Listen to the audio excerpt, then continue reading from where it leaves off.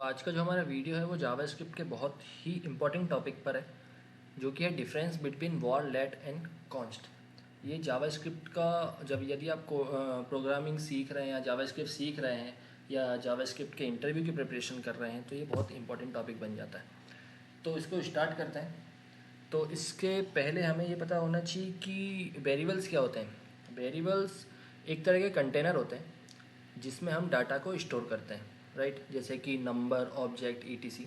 JavaScript में पहले से वॉर था, राइट। लेकिन ES6 जो कि 2015 में आया, उसके बाद से लेट एंड कॉन्स्ट इंट्रोड्यूस हुए, जिससे कोड ज़्यादा सेफ और प्रिडिक्टेबल हो गया, राइट।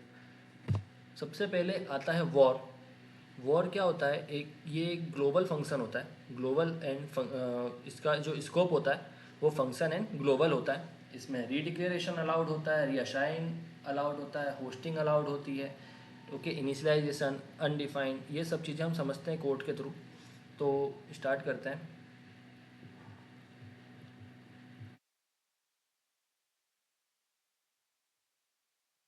सबसे पहले क्या होता है कि हम वॉर को डिक्लेयर कैसे करते हैं। वॉर को हम नॉर्मली इस टाइप से डिक्लेयर करते हैं, with the help of war keyword, right. And इसको हम प्रिंट कराते हैं। ये नॉर्मल डिक्लेरेशन है वॉर का। इस तरह से हम इसको डिक्लेयर कर सकते हैं, राइट। अब इसको डिक्लेयर करने के बाद इसको मैं रन करके दिखा देता हूँ।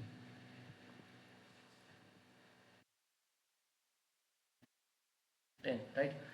अब जो अपन ने इसको डिक्लेयर तो कर लिया है, अब इसमें एक चीज़ और जो हम डिस्कस कर रहे थे कि इसमें क्या क्या अलाउड होता है। इसमें री डिक्लेरेशन अलाउड होता है और री असाइनमेंट अलाउड होता है। मतलब हम इसको फिर से डिक्लेयर कर सकते हैं।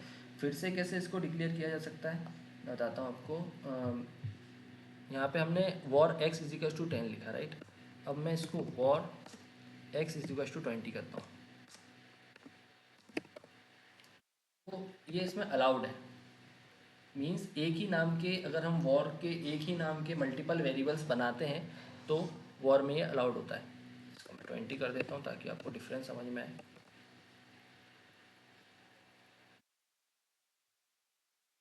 ये देखिए, तो हम एक ही नाम के मल्टीपल वेरिएबल्स बना सकते हैं with the help of var, okay. और इसमें ये रीअसाइनमेंट भी इसमें अलाउड होता है। For example x equals two हमने 10 लिखा है, एक्स इजिकल्स टू हमने 20 करा, तो ये रीअसाइनमेंट भी इसमें अलाउड होगा।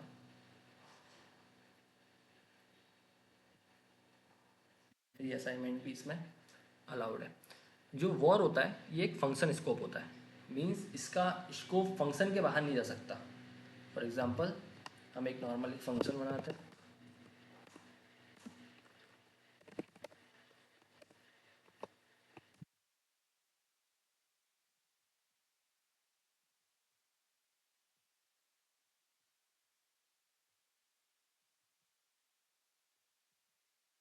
लॉग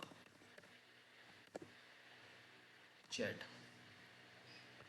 इस फंक्शन को मैं कॉल करता हूँ। तो ये फंक्शन ब्लॉक के अंदर तो ये चल जाएगा, कोई दिक्कत नहीं आएगी इसमें। पर जैसे मैं इसको रन करता हूँ ये चलेगा, कोई प्रॉब्लम नहीं।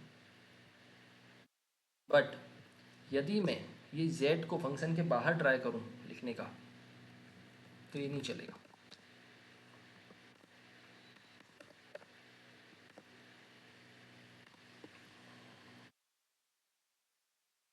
तो एरर दे देगा। तो ये एक फंक्शनल वेरिएबल होता है, पर ये सिर्फ फंक्शन स्कोप तक ही अपने आप को ब्लॉक में रख पाता है। फॉर एग्जांपल यदि मैं इसको ब्लॉक बना दूँ तो इसको भी ये इस ब्लॉक के बाहर भी इसको हम असाइन कर पाएंगे। एक्सेस पर इसके ब्लॉक के बाहर भी हम इसको एक्सेस कर पाएंगे।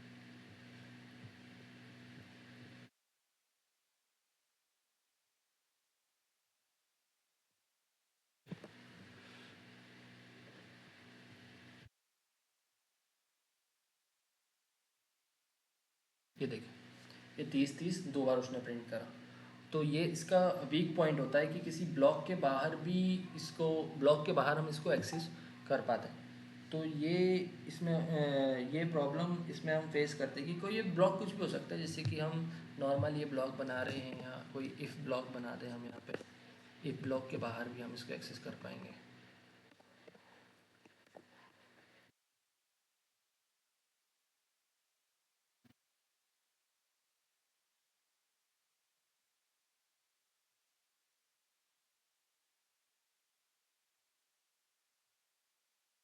ये देखिए, इफ़ ब्लॉक के बाहर भी हम इसको एक्सेस कर सकते हैं। तो ये इसका ब्लॉकिंग में ये ग्लोबल हो जाता है। अगर हम कोई इसको ब्लॉक बनाते हैं, ब्लॉक के अंदर इसको यूज़ करते हैं, तो हम इसको ब्लॉक के बाहर भी यूज़ कर पाते हैं, क्योंकि ये ग्लोबली एक्सेस हो जाता है, राइट। और फंक्शन के अंदर ये फंक्शन स्कोप के जैसे काम करता है। इसको रीडिक्लेयर कर सकते हैं, हमने देख लिया। उसको रीअसाइन कर सकते हैं। होस्टिंग क्या होती है कि eight the time of compilation, जो कंपाइलर होता है, जो वॉर टाइप के वेरिएबल्स होते हैं, उनको मेमोरी में कंपाइल टाइम पर ही उनको मेमोरी प्रोवाइड कर देता है। फॉर एग्ज़ाम्पल, मैंने console.log लिखा x, राइट, और मैंने x को डिक्लेयर बाद में करा।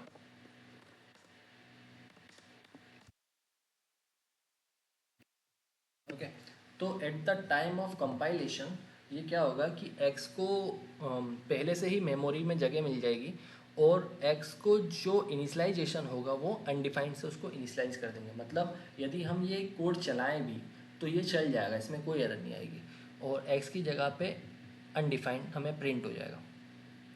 इसको रन करता हूँ, ज़्यादा समझ में आएगा। अनडिफाइंड, तो जो वॉर टाइप के वेरिएबल्स होते हैं ये होस्टिंग को सपोर्ट करते हैं, राइट।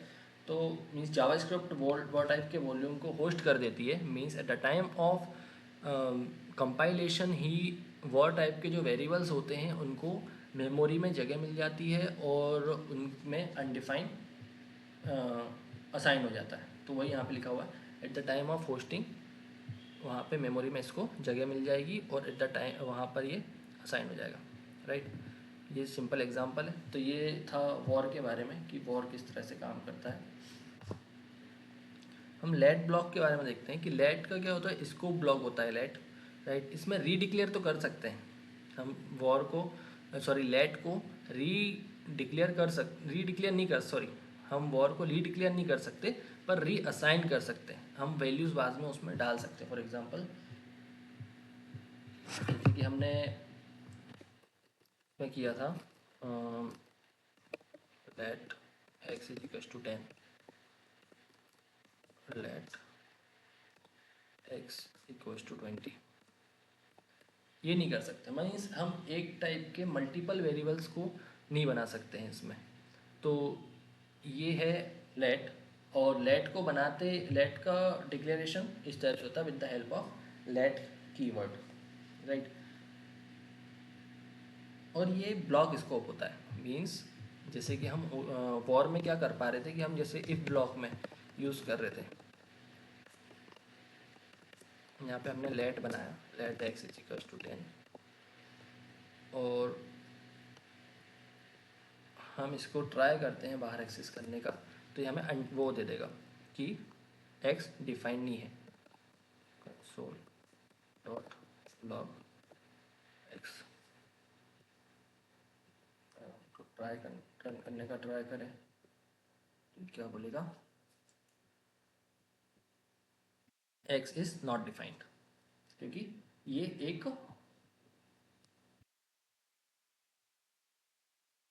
ये क्या है, ब्लॉक स्कोप है, इसलिए ये भी होस्टिंग को सपोर्ट करता है। ये होस्टेड होता है, बट इनिशलाइजेशन नहीं होता। ये टेम्परेरी डेड जोन में होता है जब तक कि हमारा कंपाइलर वहाँ तक ना आ जाए। मतलब हम कोड को रन करते हैं, उस टाइम पे जब इनिशलाइज करते हैं ना, तो उस टाइम पर ये चलता है। जैसे कि मैं आपको करके दिखाता हूँ। ये जैसे कि हमने उसमें लिखा था let x is equal to 10,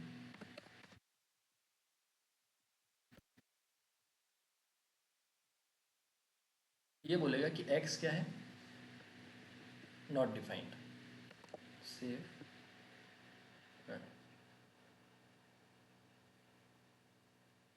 sorry उल्टा लिख दिया है।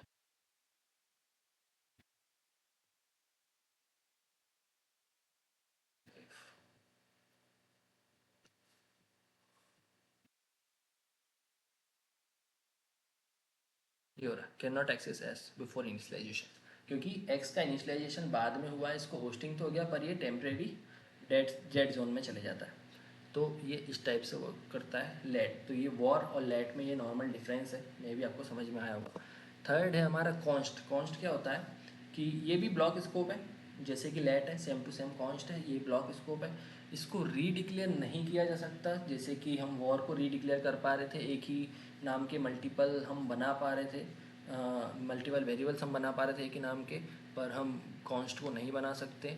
री अशाइन इसको नहीं किया जा सकता, at the time of declaration ही हमको इसको इनिशलाइज करना पड़ता है, नहीं तो ये हमको कंपाइल टाइम एरर दे देता है। ये होस्टेड होता है पर टेम्परेरी डेड जोन में होता है, सेम टू सेम लेट जैसा। ठीक है, तो हम इसके भी कुछ एग्जांपल्स देते हैं, जैसे कि हमको अगर कोई वैल्यू वेरिएबल बनाना है कॉन्स्ट टाइप का, तो हम नॉर्मल उसको with the help of const keyword हम उसको बना सकते हैं। ठीक है, यदि मैं सिर्फ इसको डायरेक्ट ऐसा छोड़ दूँ तो ये क्या बोलेगा कि const declaration must be initialise, means इस द टाइम ऑफ डिक्लेरेशन हमें उसको इनिशलाइज करना पड़ता है कॉन्स्ट टाइप के, क्योंकि ये चेंजेबल नहीं होते हैं। मीन्स अगर मैंने ये 10 को इनिशलाइज कर दिया, एक्स इजिकल्स टू मैं 20 करूँ तो ये नहीं करने देगा। अगर मैं रन करूँगा,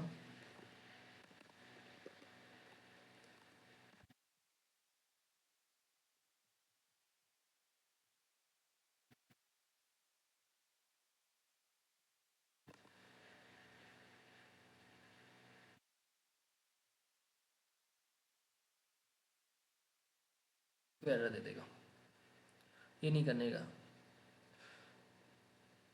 असाइनमेंट टू कांस्टेंट वेरिएबल, इसको हम बात फिर से इसको ना री और इसको री इनिशलाइजेशन नहीं किया जा सकता, री डिक्लेरेशन भी नहीं किया जा सकता इसका। Const x equals to 20 means हम एक नाम के मल्टीपल कॉन्स्ट वैल्यूज़ को नहीं बना सकते। ये फंक्शन स्कोप में होता है, मीन्स फंक्शन स्कोप या ब्लॉक स्कोप दोनों को फॉलो करता है। यदि हम एक इफ कंडीशन के अंदर इसको बनाएं और बाहर ट्राई करें एक्सेस करने का, तो ये नहीं करने देगा।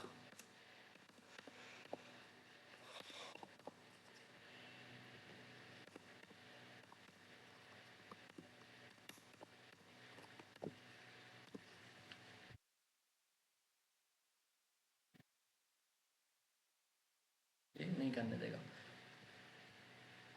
एक्स इज़ नॉट डिफाइंड, क्यों? क्योंकि एक्स डिफाइन हमने किस में कर रखा है, ब्लॉक। तो ये ब्लॉक स्कोप के अंदर ही इसकी जो भी लाइफ है वो ब्लॉक स्कोप के अंदर ही है, मतलब इसके अंदर ही आप इसको यूज़ कर सकते हो, रन कर सकते हो, जो भी करना है आपको इसको ऑपरेशन वो कर सकते हो, राइट। बट ब्लॉक स्कोप के बाद इसको हम यूज़ नहीं कर सकते। तो ये डिफरेंस है टोटल लेट कॉन्स्ट और वॉर के अंदर, जो कि आपको समझ में आ गया होगा होपफुली, राइट। अब सिंपल यूज़ केस क्या है कॉन्स्ट का, स्पेशल में अगर हम ऑब्जेक्ट बनाते हैं, कॉन्स्ट टाइप का कोई हमने ऑब्जेक्ट बनाया, राइट। मैं इसका कोड भी आपको लिख कर दिखाता हूँ।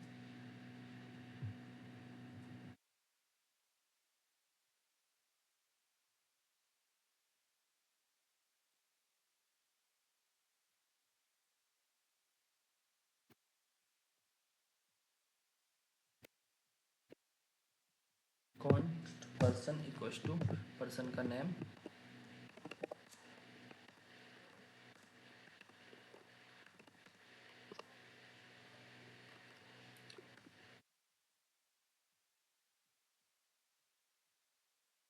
ये हमने बनाया। पर हम क्या ऑब्जेक्ट टाइप को हम चेंज कर सकते हैं, means person dot age, person dot age हम चेंज कर पाएंगे, भले ये कॉन्स्ट टाइप की वैल्यू है।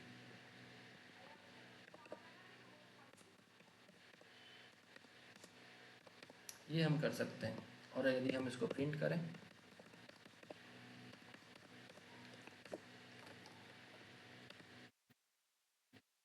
ये चल जाएगा, कोई दिक्कत इसमें नहीं आएगी, राइट। ये इसने अपडेट भी कर दिया। भले ये कॉन्स्ट टाइप का वेरिएबल है, पर इसने अगर हम ऑब्जेक्ट उसमें डिक्लेयर करते हैं और ऑब्जेक्ट को अपडेट करते हैं पर्टिकुलर, तो हम कर सकते हैं। पर हम क्या नहीं कर सकते, यदि हम पर्सन को वापस से डिक्लेयर करें, पर्सन इक्वल्स टू हम एक नया बना लें कि नेम राज और एज 110 साल, तो ये हम नहीं कर सकते, ये हमको एरर दे देगा कि री इनिशियलाइजेशन नहीं हो सकता है इसमें। तो ये री इनिशियलाइजेशन अपन कॉन्स्ट टाइप के वेरिएबल्स में नहीं कर सकते। ओके, होस्टिंग क्या होती है? होस्टिंग में आपको समझा चुका हूँ कि जो वॉर टाइप के वेरिएबल्स होते हैं, वॉर टाइप्स के वेरिएबल्स में उसको eight the time of compilation memory में जगह मिल जाती है और उसका जो वेरिएबल्स का जो उसमें जो स्टोर अनडिफाइंड उसमें स्टोर हो जाता है, राइट। सेम जो लेट टाइप के वेरिएबल्स हैं वो भी होस्टिंग होती है, पर वो डेड जोन में चले जाते हैं, राइट, उनको इनिशियलाइजेशन नहीं मिलता। तो ये होती है होस्टिंग।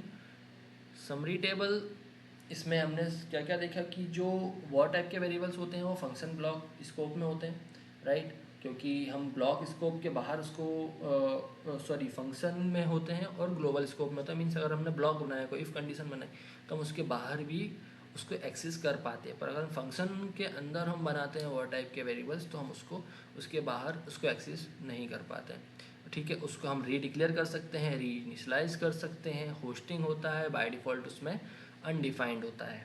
लेट टाइप के वेरिएबल्स क्या होते हैं? ये ब्लॉक स्कोप में होते हैं। इफ़ कंडीशन के अंदर बनाया तो इफ़ कंडीशन के अंदर यूज़ हो सकते हैं, फंक्शन के अंदर बनाया तो फंक्शन के अंदर यूज हो सकते हैं। रीडिक्लेयर हम नहीं कर सकते। एक सेम नाम के मल्टीपल लेट टाइप के वेरिएबल्स को हम रीडिक्लेयर नहीं कर सकते हैं, जैसे कि हम वॉर में कर सकते हैं, पर रीअसाइन हम कर सकते हैं इनको। और होस्टिंग होती है पर ये डेड जोन में चले जाते हैं, टेम्परेरी डेड जोन में चले जाते हैं, राइट। कॉन्स टाइप के वेरिएबल्स में भी सेम ही है, ये ब्लॉक स्कोप होते हैं। इफ एल्स कंडीशन हो गया, किसी भी टाइप के ब्लॉक हो गया, उसके अंदर ही इनकी लाइफ होती है, वहीं पे यूज हो सकते हैं। फंक्शंस के अंदर ही इसको बनाया जा सकता, फंक्शन के अंदर अगर हमने बनाया तो उसके अंदर ही यूज़ करा जा सकता है। ना तो इनको रीडिक्लेयर कर सकते हैं, ना इनको रीअसाइन कर सकते हैं। ये कॉन्स्टेंट है, मीन्स इनकी वैल्यू चेंज नहीं होगी। At the time of declaration ही हमको इसको इनिशलाइज करना पड़ेगा, राइट। और इसमें भी होस्टिंग सेम होती है जैसे कि लेट में, और ये डेड जोन में चले जाते हैं। बेस्ट प्रैक्टिस क्या है कि हमें कांस्टेंट वेरिएबल्स यूज़ करना चाहिए ज़्यादा से ज़्यादा। यदि हमारी वैल्यू है जो कि नॉन चेंजेबल बाय नेचर की है, तो हमें कांस्टेंट वैल्यूज यूज़ करना चाहिए। लेट को तब हमें यूज़ करना चाहिए जब हमारी वैल्यू है ब्लॉक वाइज, हम इसको यूज़ करना है। जैसे फंक्शन ब्लॉक में बनाया तो फंक्शन ब्लॉक के अंदर ही यूज़ होगा, इफ़ कंडीशन के बुलाया तो उस कंडीशन के अंदर ही यूज़ होगा। तो उस टाइप से अगर हमको करना है ताकि हमारी मेमोरी लीकेज वगैरह ना हो, या वो सेम नाम का वेरिएबल बाहर हम बना सकें, और जो ब्लॉक में हमने वेरिएबल बनाया है उसको ब्लॉक के बाहर ना एक्सेस कर सकें, इसके लिए हमको लेट टाइप का वेरिएबल्स यूज़ करना चाहिए यदि हमको कोई वैल्यू उसमें वापस से रीइनिशियलाइजेशन करना है। पर हमको अवॉइड करना चाहिए वॉर टाइप के वेरिएबल्स, क्योंकि इतना मैंने समझा उससे आपको समझ में आ गया होगा कि ये थोड़ा रिस्की है यूज़ करना, right. Okay, so I think जो मैंने समझाया आपको समझ में आ गया होगा। Thank you so much for watching this video. यदि आपको कॉन्सेप्ट समझ में आए हैं तो please like and subscribe and share my channel. And आपको नेक्स्ट किस टॉपिक पे वीडियो चाहिए, या आप चाहते हैं कि इस टॉपिक में मैं बनाऊं, तो प्लीज़ आप मुझे कमेंट करें। Thank you so much.